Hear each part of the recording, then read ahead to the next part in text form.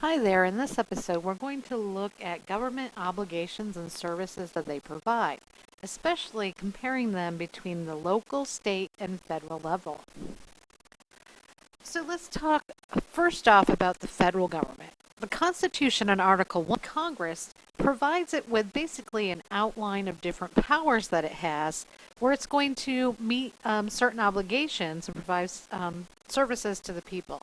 So within Article 1, Congress is given the power to collect taxes, pay national debt, support the military, and support the general welfare of the United States.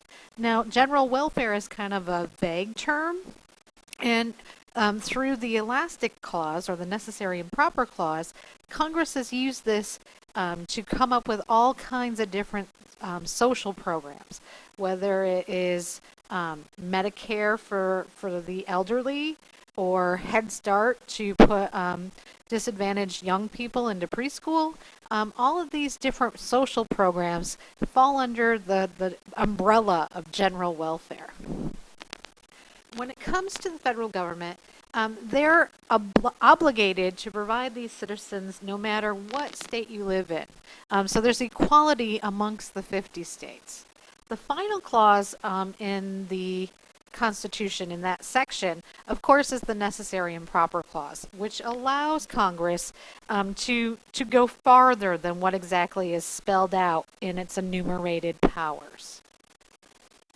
When it comes to state government, Florida is obligated to provide specific services to all Floridians. Especially what it focuses on is public safety, law enforcement, health services, and education. Florida's obligations are set up under the 10th Amendment. The 10th Amendment is the States' Rights Amendment. The power not delegated to the United States by the Constitution nor prohibited by it to the states are reserved to the states respectively or to the people. Basically what that means, if it's not an enumerated power of the federal government, if it's not spelled out directly in the Constitution, then the states pretty much have that power and they can do with it what they like. So basically, as I just said, those powers reserved for the state are not limited as long as the state is not breaking a federal law. The Florida state government has authority over local governments. So it's kind of like a pyramid. At the bottom, we have cities and towns, and they're inside a county. In each county, there's dozens and dozens of them in a state. And in we have 50 states in the federal government. So we have this building and separation of different levels of government. Local governments are subdivisions, of course, of that state government. Local laws, we refer to them as ordinances, and they may not be passed if they conflict with state laws, just like state laws cannot be passed if they conflict with federal laws. So the three different levels of government kind of keep each other in check as well.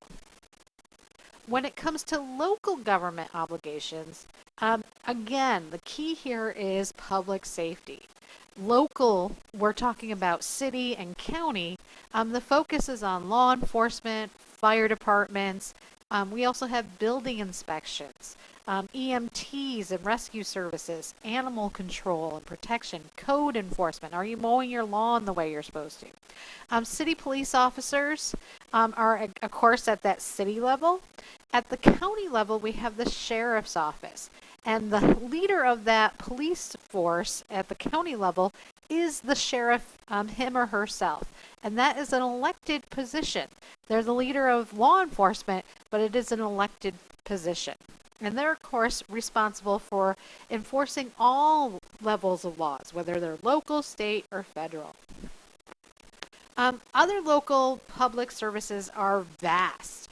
Think about transportation, the bus system, garbage pickup, sanitation, air quality management, waste disposal, water, parks, public recreations, the libraries. All of these different things fall under your local government's purview. when it comes to counties, they must follow basically the mandates that are set up by each individual state. So they're pretty much told by the state what they have and have not to do. County level services really are focused on law enforcement and jail and tax collection. This is where the county is going to be responsible for the most part for collecting property taxes. But they're also going to be importantly tied to road maintenance and public health, like the county health department. And all of these things bleed together at the local level. Each county also has its own school district here in Florida. And each school district has an elected board, and they govern the day-to-day operations of K through 12 public education. The school districts are also funded through property taxes, partially through property taxes, partially through the state revenue. Now, all of these different levels share power and services. The federal, the state, and the local government share the responsibility. Federal obligations and services extend to every American, no matter what state they're in. State obligations and services are only for those people within their state. Here in Florida, we have 67 different counties that all fall under state jurisdiction.